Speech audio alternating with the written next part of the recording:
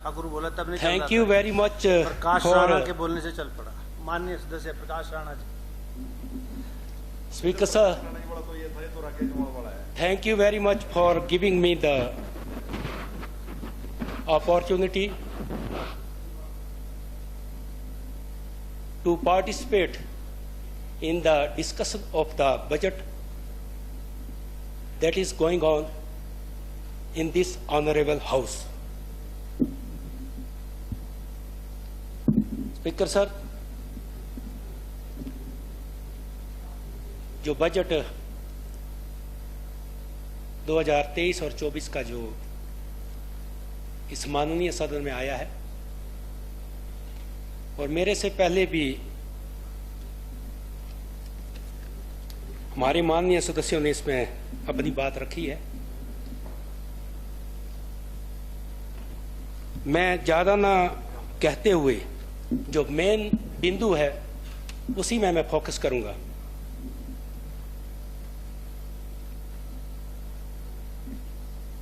अगर इस बजट को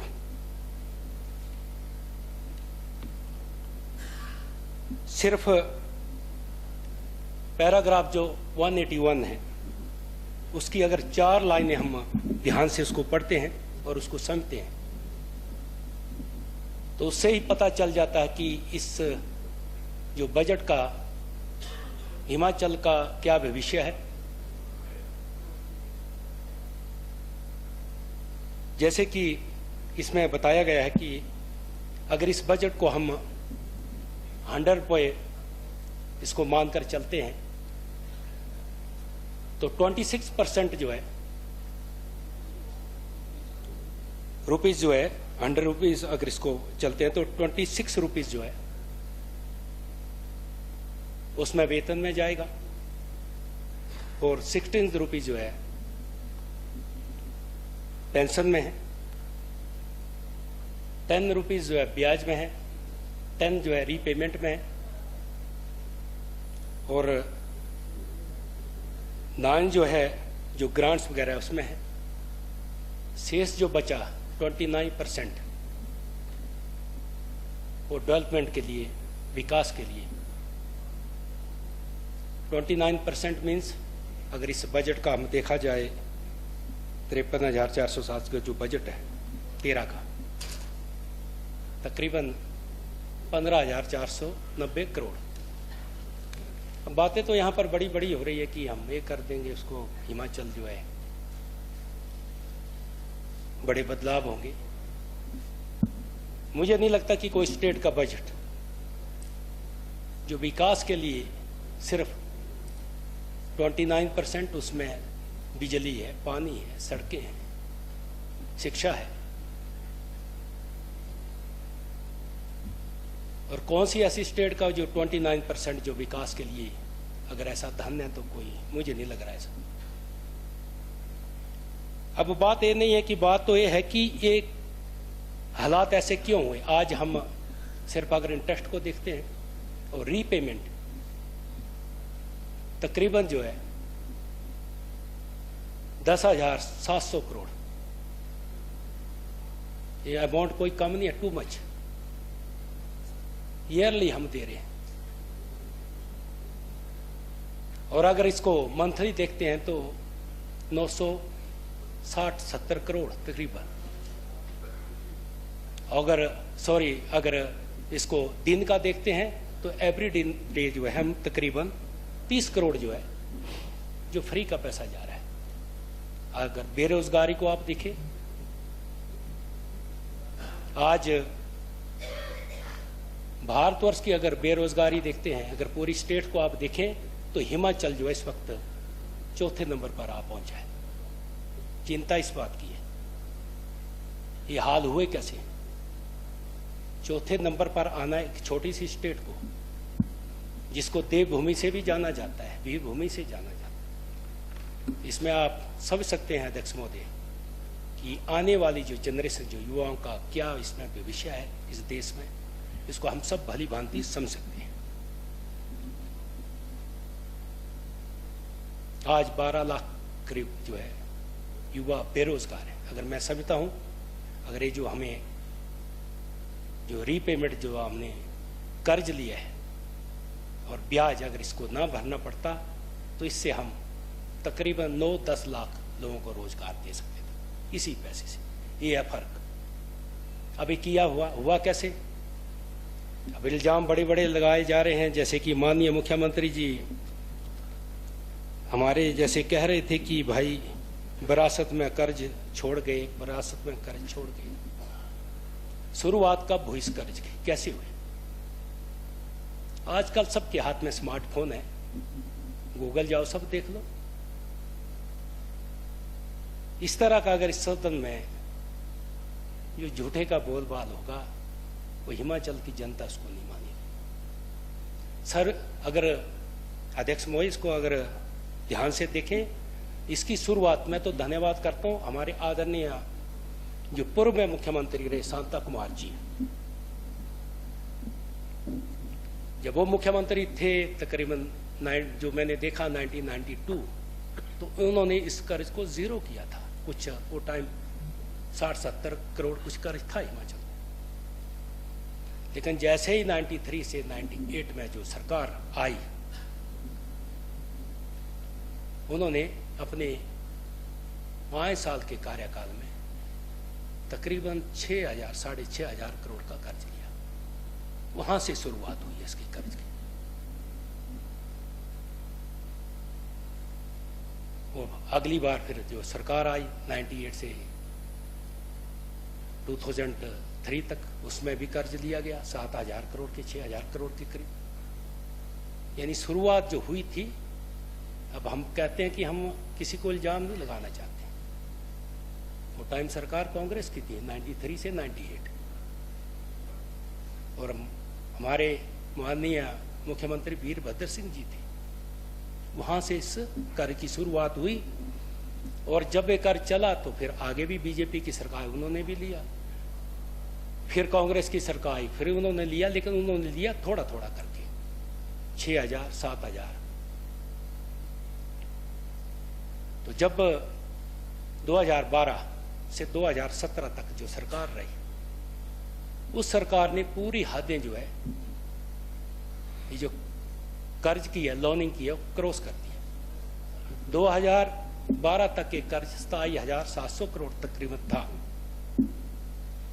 लेकिन 5 सालों में ऐसा कौन सा हिमाचल में ऐसी आपत्ति आ गई कि 12 से 17 तक जो सरकार को तकरीबन 19,200 करोड़ का कर्जा लिया।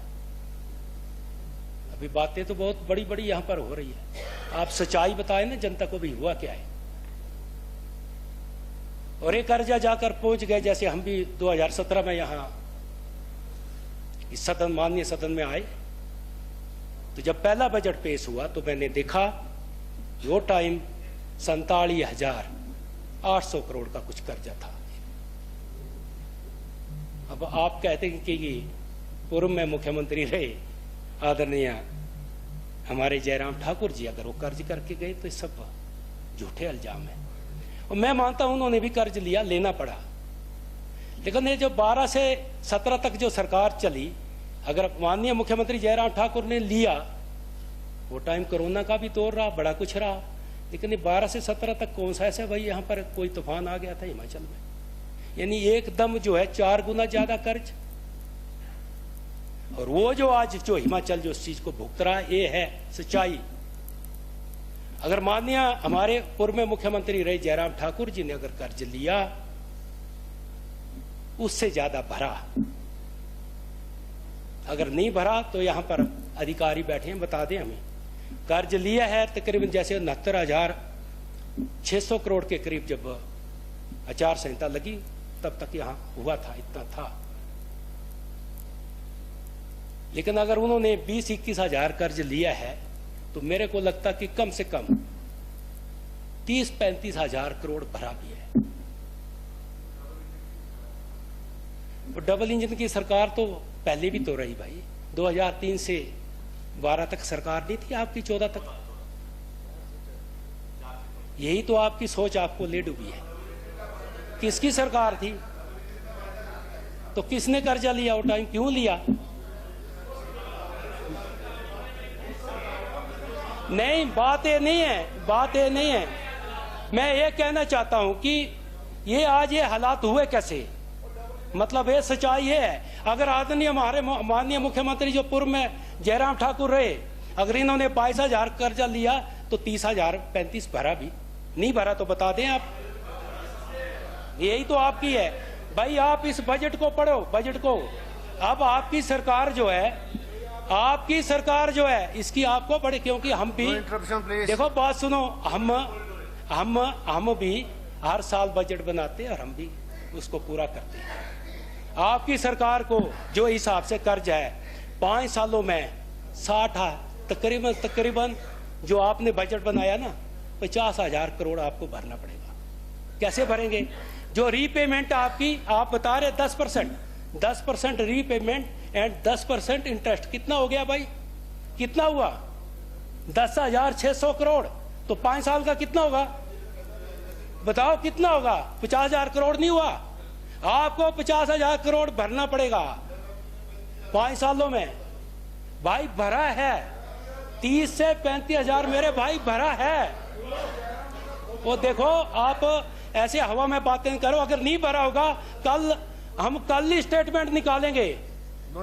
रीपेमेंट एंड इंटरेस्ट जयराम सरकार ने, हमारे मुख्यमंत्री ने 30 से अगर नहीं भरा होगा तो कल इसमें हम बहस करेंगे। है?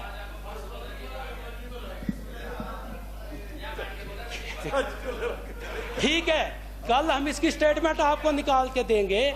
देखो, रीपेमेंट मीन ये भी कर्ज है, रीपेमेंट नहीं भरा, ये बढ़ता जा रहा है भाई, इसको समझो, समझने की बात करो। आप समझ नहीं रहे हैं आप। और आदरणीय हमारे, अगर देखो आदरणीय मुख्यमंत्री जयराम ठाकुर, मैं कहता हूं कि ओके, थैंक यू सर।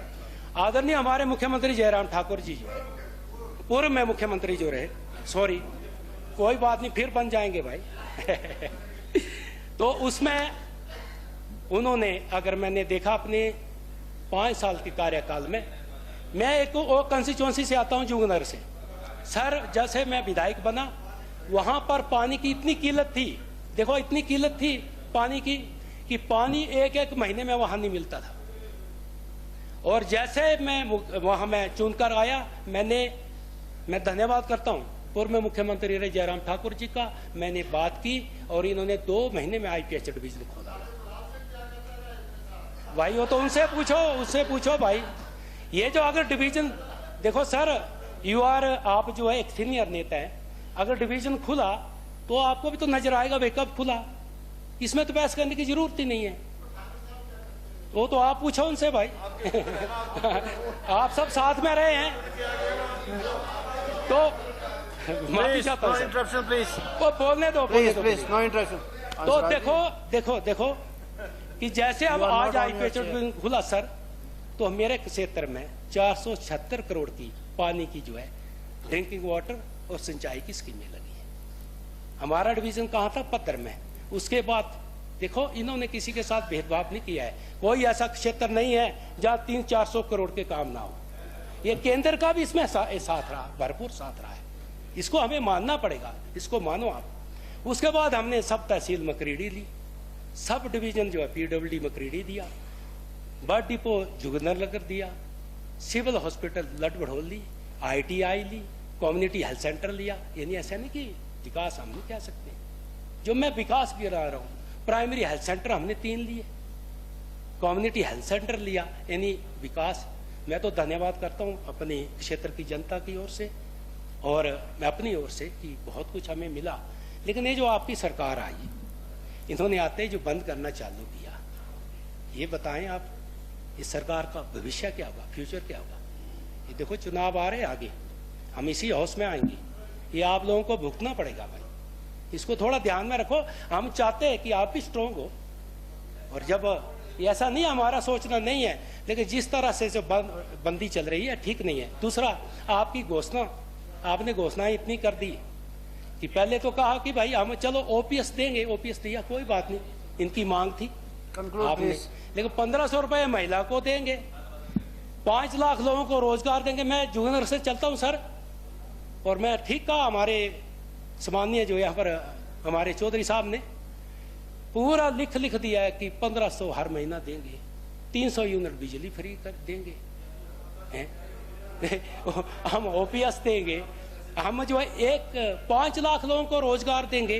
अरे भाई 5 लाख लोगों को रोजगार आपने 50-60 सालों में नहीं दिए हैं तो बताओ, तो होते ना, हमारे पास एम्प्लॉय होते इतने, तो भाई आप कहां से दोगे भाई? अगर आप देंगे तो आपके पास जो बजट आपने जो 53,000 करोड़ का है, अगर आप इसको 100,000 करोड़ करेंगे ना जो आपने घोषणाएं की है, तो भी ये पूरा नहीं होगा ये पूरा। इससे आपसे आप 1500 आज अगर मान लो 18 से 22 तक 60 तक की जैसे आपने महिलाएं बोली, और इसमें बड़ा जो बजट को मैं देख रहा हूं जो महिलाओं के साथ वैसे ये अच्छा नहीं है। आपने ऐसा कि उधर से ऐसे भी आपने बढ़ाने से 100-150 रुपए तो उनके हैं, तो आपने 2,13,000 जो पहले ही पेंशन ले रही थी उनको जो हम 418 करोड़ देंगे, 418 करोड़ कहां से देंगे? आप उसमें बड़ी मुश्किल से ऐड करेंगे तो 100 करोड़ के करीब है, मेरे को लग रहा है साहब। कहां से आप करेंगे? अगर उन 22 लाख महिलाओं को 22 लाख समथिंग है, और हमारे सीनियर जो मंत्री जी यहाँ पर बैठे हैं सांडल जी, इन्होंने इसमें स्टडी की है, 22 लाख से ज्यादा महिलाएं सर। अगर 22 लाख को अगर आपको देना पड़ता है तो आपको तकरीबन हर साल 4,000 करोड़ चाहिए। 4,000 करोड़ अगर सबको देनी है, 22 लाख महिलाओं को अगर आपने देना है तो 4,000 करोड़ चाहिए आपको। कहां आप है? ये व्यवस्था है, परिवर्तन है। और आपने जिस तरह से आज हमारे इतने हालात खराब हैं, आज मेरे क्षेत्र में जो बरसात आपको पता होना चाहिए, जैसे सितंबर में बरसात खत्म हुई तो इलेक्शन लग पड़े, चुनाव लग पड़े, जो स्लाइडिंग हुई है, जो रोड बैठ गए हैं, दंगे नहीं है, रोड जो मलबा पड़ा अभी तक रोडों में है, अब कौन सी व्यवस्था चालू हो गई भाई? रोड तक नहीं खुले। आज गरीब जो है, जो बीमार हैं, वो मरीज को उठा के कंधों से लेके जा रहे हैं, ऐसे हालात है। हम नहीं खोल पाए रोडों को। कुछ मैंने कोशिश की, अगर पीडब्ल्यूडी के जब पास जाते हैं बोलते एलओसी नहीं है, विधायक निधि नहीं है। ये मेरे को लगता पहली बार हुआ जो विधायक निधि का ऐसा जो समस्या आई होगी। आप नहीं, पहले कोरोना था, कोरोना में प्लीज हो सकता, मुझे इसकी जानकारी नहीं है, लेकिन ये जो दौर आप फिर भाई आप कर्जा तो धड़ो धड़ ले रहे हैं, कर्जे लेने में तो कोई कमी नहीं आई है, तो आप फिर क्यों इससे पीछा? और दूसरा हेलीकॉप्टर की बात मत करो भाई। ये जो पिछली बार क्या होता था सर, माननीय अध्यक्ष जी, लास्ट टाइम हम यहाँ थे 5 साल, इनको हमेशा जो है बोलते हेलीकॉप्टर, पूर्व मुख्यमंत्री बोलते हेलीकॉप्टर में उड़ रहे हैं। और अभी तो हालात ऐसे है जो हम अगर अपने बजट का 20% हम रीपेमेंट और ब्याज में दे रहे हैं, इस स्टेट का भविष्य क्या होगा, फ्यूचर क्या होगा? आप खुद ही सोच सकते हैं, इसको सोचो, इसको सोचने की। तो अब हेलीकॉप्टर फिर आपका क्यों उड़ रहा है भाई? हेलीकॉप्टर आप भी रोको ना इसको। मेरे को पता, मैं हेलीकॉप्टर उड़ाता हूं, अगर यहाँ शिमला से दिल्ली जाना पता कितना लगता है? 4 लाख 4.5 लाख।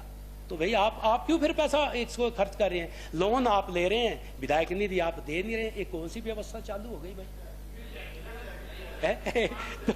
और दूसरा, मैं तो इतना कहना चाहता हूं, माननीय मुख्यमंत्री यहाँ पर नहीं है, ये आजकल उनकी मारुति 800 जो है बड़ी चर्चा में है सर, मीडिया में भी। ऑल्टो है, वो बड़ी चर्चा में आजकल। और ये जो आप कह रहे थे ना, वो बोलते कि उसका हमारे हिमाचल जो है श्रीलंका का जैसे हाल हो जाएंगे, हो नहीं जाएंगे, शुरुआत हो गई। अगर हम लोगों ने मिलकर, मेरे भाई, एक दूसरे के ऊपर इल्जाम लगाने के नहीं, दोनों हमारे चाहे विपक्ष हो चाहे सत्ता पक्ष हो, हमको इस चीज को बड़ी गंभीरता से सोचना पड़ेगा।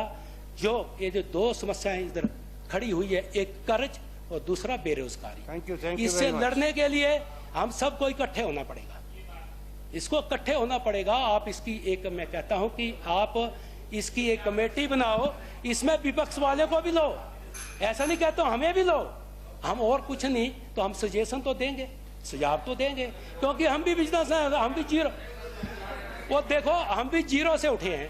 इसमें हालात पहले से ज्यादा खराब है। अभी पहले एक कर्ज 47,000 था, अभी 75,000 है, आगे को एक जो है 1,00,000 करोड़ क्रॉस करने वाला है। सर थोड़ा सा मुझे थोड़ा सा तो मैं इतना कहना चाहता हूं कि ये जो समस्या खड़ी हुई है, मेरे हम सबको मिलकर इससे जो है इसमें काम करने की आवश्यकता है।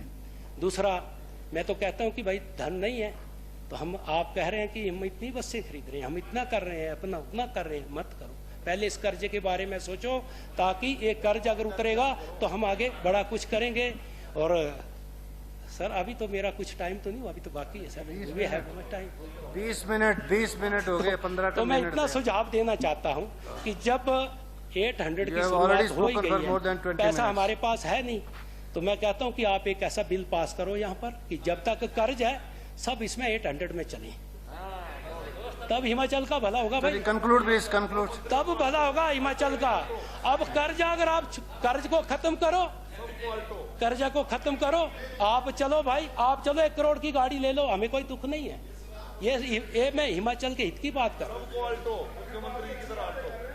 सुन लो, ये सजेशन है, सुझाव है।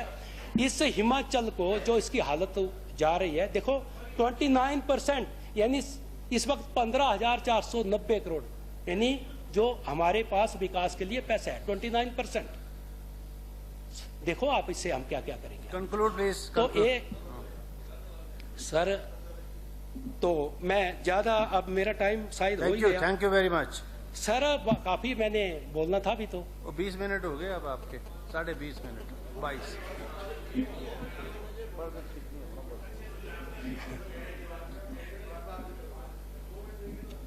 सर बजट की बात तो अगर मुझे थोड़ा सा टाइम और देते आप, तो मैं जो बातें और रख सकता था अपनी। कितने मिनट? मैं ज्यादा ना कहते हुए, चलो जो भी टाइम हो गया, सर आपने मुझे समय दिया, थैंक यू वेरी मच। और जस्ट मैं in the end just I want to say that if my words hurt someone, then I am very sorry for that. Thank you very much.